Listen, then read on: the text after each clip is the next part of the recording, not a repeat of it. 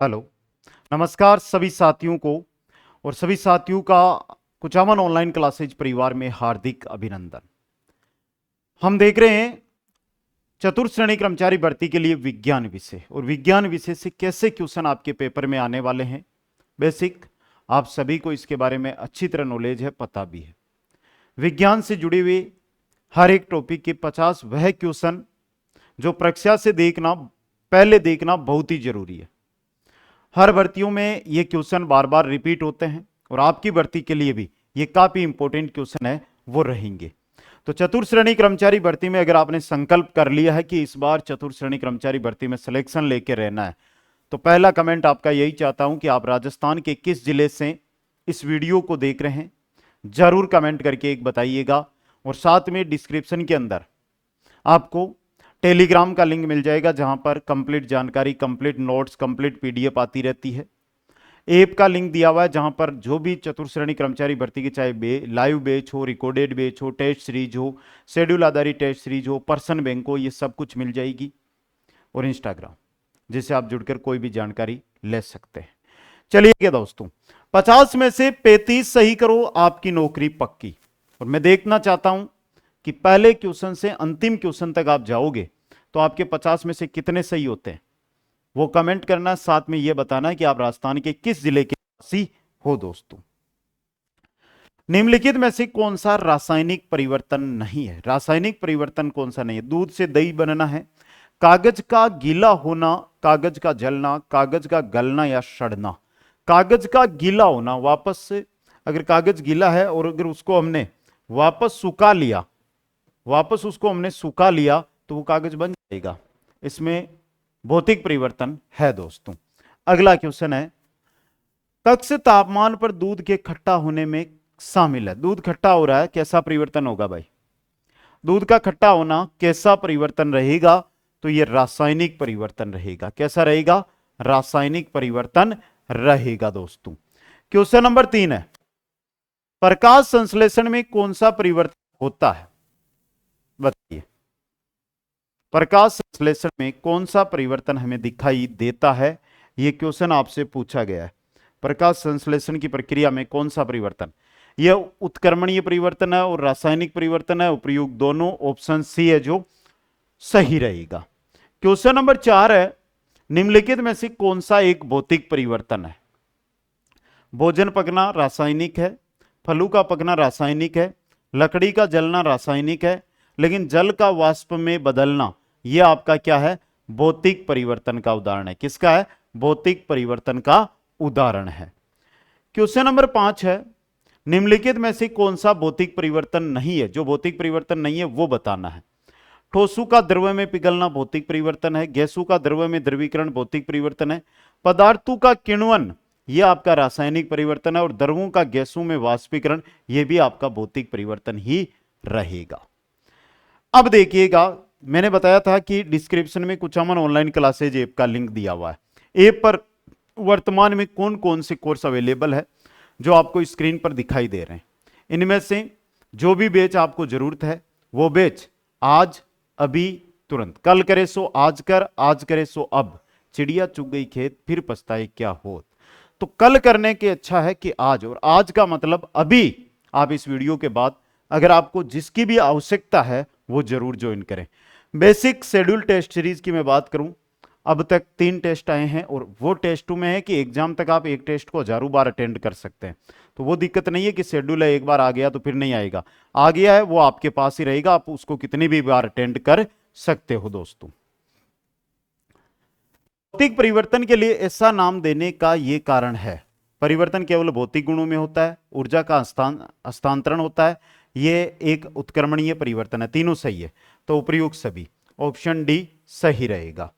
Question number 7 है, निम्न में से कौन सा प्रदूषण तत्व है इलेक्ट्रोप्लेटिंग उद्योग से निकलता है? इलेक्ट्रोप्लेटिंग उद्योग है, उसे एक प्रदूषण फैलाने वाला तत्व है वो निकलता है, और उसका नाम क्या है? उसका नाम है जस्ता। क्या नाम है उसका?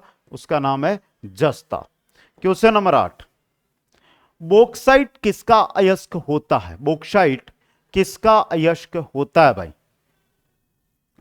तो बॉक्साइट है, ये एल्यूमिनियम का अयस्क होता है। किसका होता है? एल्यूमिनियम का अयस्क क्या होता है? बॉक्साइट होता है दोस्तों। अगला क्वेश्चन देखिएगा, निम्नलिखित में से सबसे अधिक तन्य धातु है। क्वेश्चन क्या पूछा है? सबसे तन्य धातु कौन सी है जिसकी पतली तार बनाई जा सकती है, लंबी, और सबसे अधिक तन्यता का गुण?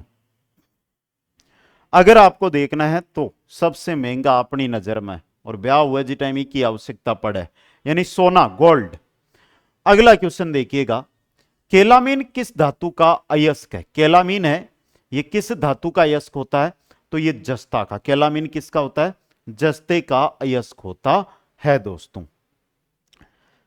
अगला क्वेश्चन है कि हीमोग्लोबिन में धातु होती है, हीमोग्लोबिन के अंदर कौन सी धातु पाई जाती है? हीमोग्लोबिन लाल रंग, और लाल रंग आयरन के कारण। किसके कारण? आयरन के कारण दोस्तों। क्वेश्चन नंबर 12 देखिएगा, 12 नंबर क्वेश्चन है, तांबर संदूषण से बचाने के लिए पीतल के बर्तनों पर सामान्यतः किस धातु की परत चढ़ाई जाती है? तांबर यानी तांबे का जो दूषण होता है, प्रभाव पड़ता है, और पीतल के बर्तन जिनको गर्म करने पर, तो उससे बचाने के लिए जो परत चढ़ाई जाती है वो टिन की चढ़ाई जाती है। किसकी चढ़ाई जाती है? टिन की परत चढ़ाई जाती है। निम्नलिखित धातुओं में से कौन सी धातु तांबे की तुलना में अधिक अभिक्रियाशील है? तांबे से भी ज्यादा अभिक्रियाशील प्लेटिनम, चांदी, सोना, लोहा। बताओ भाई, तांबे से भी ज्यादा अभिक्रियाशील धातु कौन सी है? यह आपसे यहां पर पूछा गया है, और कोई दिक्कत नहीं है, सिंपल सा से आप बता सकते हो दोस्तों। तो सही आपका आंसर निकल कर आएगा लोहा। क्या रहेगा? लोहा। अगला क्वेश्चन है, निम्न में से कौन सी धातु सामान्य तापक्रम पर द्रव अवस्था में पाई जाती है? सामान्य तापक्रम, जैसे नॉर्मल हमारे रूम का टेम्परेचर रहता है, इस अवस्था में वो द्रव अवस्था में होती है, और वो है मरकरी पारा। मरकरी पारा, पीबी। अगला क्वेश्चन, फोटोग्राफी में उपयोग किया गया प्रकाश संवेदी यौगिक है। फोटोग्राफी के अंदर उपयोग किया जाने वाला जो संवेदी यौगिक है वो कौन सा होता है, यह आपको बताना है। फोटोग्राफी में उपयोग किया जाने वाला संवेदी जो अयस्क है वो कौन सा होता है, ये सभी को कमेंट करना है भाई। आराम से कमेंट करो। मैं इधर खड़ा था, अब साइड में कुर्सी पे है तो उस पे मैं बैठ चुका हूं। आराम से आपके एक एक क्वेश्चन को लेते हुए आगे बढ़ेंगे। तो वो रहेगा सिल्वर ब्रोमाइड। क्या रहेगा आपका? Silver bromide. नेक्स्ट क्वेश्चन देखिएगा, सामान्य एकमात्र चमकीली अधातु है। चमकीली भी है लेकिन अधातु है, चमकीली और अधातु। एक बात बताइए कि आपने नमक देखा है, नमक अगर आयोडीन युक्त है और उसकी कोई आपको छोटा मोटा पत्थर के आकार का टुकड़ा मिले तो वो सूर्य के प्रकाश से चमकता हुआ दिखाई देगा। क्या दिखाई देगा? चमकता हुआ दिखाई देगा। तो यहां पे आपका सी ऑप्शन सही रहेगा, आयोडीन। नेक्स्ट क्वेश्चन है, निम्न में से किस उपकरण में पारे का उपयोग नहीं होता है? बैरोमीटर, स्पाइगोमो, मैनोमीटर, सोनोग्राफी या थर्मामीटर। ये चार उपकरण दिए हुए हैं और इनमें से एक ऐसा उपकरण है जिसके अंदर मरकरी का प्रयोग नहीं किया जाता है। मरकरी जलने वाली नहीं, मरकरी पदार्थ होती है सोनोग्राफी में। किस में नहीं होता है? सोनोग्राफी के अंदर। नेक्स्ट है, निम्न में से कौन से तत्व मानक दाब एवं कमरे के तापमान पर तरल यानी द्रव अवस्था में होते हैं? हीलियम तो नहीं होता है, ब्रोमीन होता है, मरकरी होता है, क्लोरीन नहीं होता है। तो यहां से ब्रोमीन और मरकरी है, ये कमरे के ताप पर द्रव अवस्था में, तरल अवस्था में पाए जाते हैं। तो बी ऑप्शन 2 और 3 आपका सही रहेगा। नेक्स्ट है, निम्नलिखित में से कौन सी धातु अन्य धातुओं के साथ अमलगम बनाती है? अन्य धातुओं के साथ जैसे ही मिलती है तो अमलगम का निर्माण करने वाली धातु कौन सी है? वो है पारद। कौन सी धातु है वो? आपकी पारद धातु है दोस्तों। नेक्स्ट क्वेश्चन है, हेरोइन का रासायनिक नाम क्या होता है? हेरोइन होती है और हेरोइन का रासायनिक नाम क्या होता है, यह आपसे पूछा गया है। हेरोइन का रासायनिक नाम होता है morphine diacetate. Morphine diacetate heroin का रासायनिक नाम है जो होता है दोस्तों। अगले क्वेश्चन में चलिएगा, लेंस का उपयोग करके दीर्घ दृष्टि दोष को ठीक किया जा सकता है। किस लेंस का उपयोग करोगे? किस लेंस का उपयोग करोगे? उत्तल लेंस का। किसका? उत्तल लेंस का। नेक्स्ट क्वेश्चन है, वर्णनांधता का दोष किस लेंस के प्रयोग द्वारा दूर किया जा सकता है? वर्णनांतरता का जो रोग है या दोष है, ये अवतल, उत्तल, सिलेंडरी, तीनों ही नहीं है भाई, उपयुक्त में से कोई नहीं। आगे देखिएगा, लेंस की समता का एसआई मात्रक क्या होता है? लेंस की जो समता है उसका एसआई मात्रक क्या होता है, आपसे यह पूछा गया है। लेंस की समता का एसआई मात्रक क्या होता है? एक बार कमेंट करके बताना पड़ेगा सभी को, नहीं बताओगे तो काम चलेगा नहीं। और क्या होता है? तो ये होता है डायोप्टर। क्या होता है आपका? डायोप्टर होता है। ये क्या होता है? डायोप्टर। नेक्स्ट क्वेश्चन देखिएगा, निम्नलिखित में से किस दर्पण का उपयोग वाहनों के पश्च दृश्य दर्पण के रूप में किया जाता है? पीछे का जो दृश्य है वाहन चलाते समय अगर आप देखना चाहते हो तो कौन से दर्पण का उपयोग करोगे आप? उत्तल दर्पण। कौन सा? उत्तल दर्पण है, इसका उपयोग करेंगे। नेक्स्ट क्वेश्चन, एक वस्तु किसी उत्तल लेंस के 2f1 पर रखी है तो उसका प्रतिबिंब बनेगा। 2f1 पर है, 2f2 पर कहां बनेगा? 2f2 पर उसका क्या बनेगा? प्रतिबिंब। नेक्स्ट क्वेश्चन, एक वस्तु 50 डिग्री कोण पर रखे गए दो समतल दर्पणों के मध्य रखी गई है। 50 डिग्री कोण पर रखे गए दो समतल दर्पण उनके मध्य रखी गई है। समतल दर्पण में वस्तु के कितने प्रतिबिंब बनेंगे? 50 डिग्री पर 7। 50 डिग्री पर कितने बनेंगे? 7 दोस्तों। अगला क्वेश्चन है, प्रकाश तरंगों के लिए निम्न में से कौन सा कथन सत्य है? प्रकाश की तरंगे हैं उनके लिए कौन सा कथन है जो सत्य है? लाल रंग की तरंग दैर्ध्य सर्वाधिक होती है। सत्य ही पूछा, पहला ही लग रहा है मेरे को तो पहला सही रहेगा, एकदम सही। अगला क्वेश्चन, एक इंद्रधनुष में निचले किनारे से ऊपरी किनारे तक रंगों का क्रम होता है। सबसे नीचे यानी कि इस प्रकार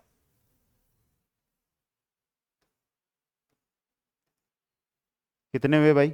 7 हुए या नहीं हुए? हो गए। तो सबसे नीचे रहेगा बैंगनी, फिर रहेगा नील यानी कि इंडिगो जिसे हम बोलते हैं, समझ गए?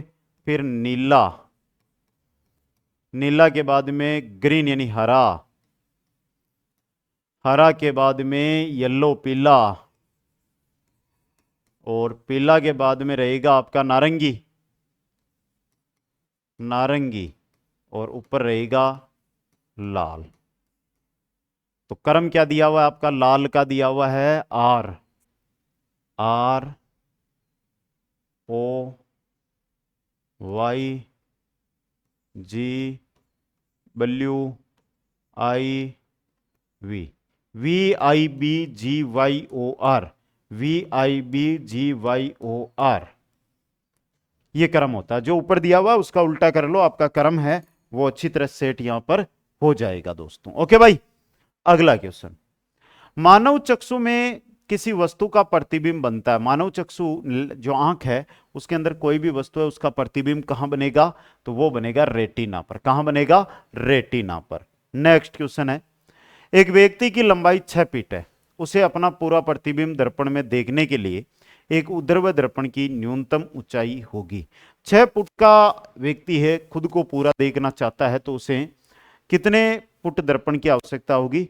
3 फुट। कितने फुट की? 3 फुट दर्पण की आवश्यकता होगी।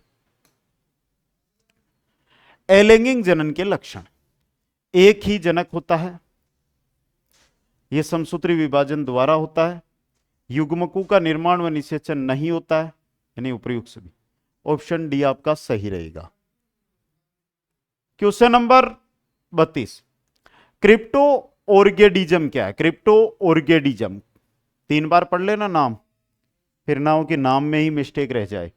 क्रिप्टो ऑर्गेडिज्म, पुरुष में वर्षण का उदर गुहा के अंदर रह जाना। पुरुष का जो वर्षण है वो अगर उदर गुहा के अंदर रह जाता तो ये एक बीमारी मानी जाती है, क्रिप्टो ऑर्गेडिज्म। ऑप्शन बी आपका सही रहेगा। क्वेश्चन देखिएगा अगला, निषेचन के परिणाम स्वरूप निर्माण होता है। निषेचन के परिणाम स्वरूप किसका निर्माण होता है? युग्मनज का। किसका होता है भाई? युग्मनज का निर्माण होता है। नेक्स्ट क्वेश्चन देखिएगा, टेस्टोस्टेरोन हार्मोन स्त्रावित होता है। बहुत बेहतरीन क्वेश्चन पूछा है भाई। और कोशिका पूछ ली, हद हो गई यहां पे, स्त्री पुरुष पूछ लेते बहुत था। लीडिंग कोशिकाओं से, कहां से? लीडिंग कोशिकाओं से। नेक्स्ट क्वेश्चन देखिएगा, उस वाहिनी का नाम बताइए जो पुरुष के वर्षण से निकलती है और शुक्राणु को शरीर में ले जाती है। उसे कहते हैं शुक्रवाहिका। उसे क्या कहते हैं? शुक्रवाहिका कहा जाता है। क्वेश्चन नंबर 36 देखिएगा, निम्नलिखित में से कौन से प्राणी में आंतरिक निषेचन नहीं होता है? पक्षी, मेंढक, स्तनपायी। उपयुक्त में से कोई नहीं। मेंढक में आंतरिक निषेचन नहीं होता है। मेंढक के अंदर आंतरिक निषेचन नहीं होता है। टेस्टोस्टेरोन की कमी से भ्रूणीय अवस्था में पुरुषों में वर्षण का वर्षण कोष में न आना क्या कहलाता है? तो यही तो था, क्रिप्टोक्राइडिसम। क्रिप्टोक्राइडिसम। अगला क्वेश्चन है, टेस्ट ट्यूब बेबी की परिघटना को निरूपित करती है। जो निषेचन होता है शुक्राणु का और वर्षण का, वो तो बाहर कराया जाता है, लेकिन फिर युग्मनज बनता है तो उसको अंदर योनि में छोड़ दिया जाता है। मतलब निषेचन होता है और विकास आंतरिक होता है। विकास आंतरिक होता है। नेक्स्ट है, उस विधि को क्या कहते हैं जिसके द्वारा गर्भाशय में कॉपर टी रखी जाती है? कॉपर टी, उसे कहते हैं गर्भ निरोध। उसे क्या कहते हैं? गर्भ निरोध। नेक्स्ट क्वेश्चन है, मानव मादा में सर्वप्रथम स्त्रावित दूध कोलेस्ट्रम प्रदान करता है। मानव मादा में सर्वप्रथम स्त्रावित दूध कोलेस्ट्रोम है। यह रोग प्रतिरोधक शक्ति प्रदान करता है। नेक्स्ट क्वेश्चन है, यौनारंभ के साथ ही मादा मनुष्य में स्त्रावित होने वाला हार्मोन। जैसे ही यौवन अवस्था प्रारंभ होती है तो मादा के अंदर, यानी कि एक लड़की के अंदर एस्ट्रोजन हार्मोन है, यह स्त्रावित होने लगता है। नेक्स्ट क्वेश्चन है, एमनियोसेंटोसिस। एमनियोसेंटोसिस है क्या है? भ्रूणीय जांच। भ्रूण की अगर आप जांच कर रहे हैं तो उसे एमनियोसेंटोसिस कहा जाता है। नेक्स्ट है, मानव नर में मूत्र और वीर्य के प्रवाह के लिए एक ही मार्ग होता है, जिसे कहा जाता है। मानव नर के अंदर चाहे मूत्र हो चाहे वीर्य हो, उसके लिए एक ही मार्ग, एक ही नली होती है, जिसे मूत्र मार्ग कहा जाता है। नेक्स्ट क्वेश्चन है, गतिशील जनन कोशिकाओं को कहा जाता है? गतिशील जो जनन कोशिकाएं, गतिशील जनन कोशिकाएं नर युग्मक कहलाती है। क्या कहलाती है? नर युग्मक। नेक्स्ट क्वेश्चन है, वर्तमान में किस हार्मोन का दुरुपयोग लिंग निर्धारण में किया जाता है? लिंग निर्धारण में हार्मोन एनसीजी होता है। ये HCG, human chorionic gonadotropic hormone. Human chorionic gonadotropic hormone. Question number 46 है, मानव शरीर में किस भाग में शुक्राणु डिम को निषेचित करता है? डिम को निषेचित करेगा शुक्राणु डिम वाहिनी में। कहां पर? डिम वाहिनी में। नेक्स्ट क्वेश्चन है, कार्पस ल्यूटियम, कार्पस ल्यूटियम से स्त्रावित हार्मोन कौन सा होता है? प्रोजेस्टेरोन, लड़कियों के अंदर। अगला क्वेश्चन है, बच्चे के जन्म में सहायक हार्मोन है। बच्चे का जन्म होता है उस समय, प्रसव होता है उस समय, जो सहायकता करता है हार्मोन, वो होता है रिलैक्सिन हार्मोन। कौन सा होता है? Relaxin hormone. नेक्स्ट है, मानव शरीर में प्रोस्टेट एक है। प्रोस्टेट ये क्या आपकी ग्रंथि, क्या होती है? ग्रंथि। नेक्स्ट क्वेश्चन है, शुक्राणु का निर्माण किस में होता है? तो शुक्राणु का निर्माण होता है वृषण में। किस में होता है? वृषण के अंदर शुक्राणु का निर्माण होता है दोस्तों। तो पहले तो आप अपना जिला बता दीजिएगा कि आप किस जिले से इस वीडियो को देख रहे हैं, और उस जिले के निवासी हो तो साथ में कितने क्वेश्चन 50 में से आपके यहाँ पर लगभग सही निकले, ये भी कमेंट करके आप जरूर बताएं। ये वीडियो कैसा लगा ईमानदारी के साथ कमेंट करें। नहीं करने वालों की संख्या ज़्यादा है, कमेंट करने वालों की संख्या नगण्य के बराबर है, न के बराबर है। तो मैं चाहता हूँ जो भी आए कमेंट करके जरूर बताएं। बाकी चतुर्थ श्रेणी कर्मचारी भर्ती 2025 आपके सामने है, शेड्यूल आधारित टेस्ट सीरीज आपके सामने है। जिस भी भाई बहन को ज्वाइन करना है आज ही ज्वाइन करें, तैयारी में लगे, ऐसा मौका बार बार नहीं आएगा। सभी साथियों को धन्यवाद। जय हिंद, जय भारत, जय जय राजस्थान।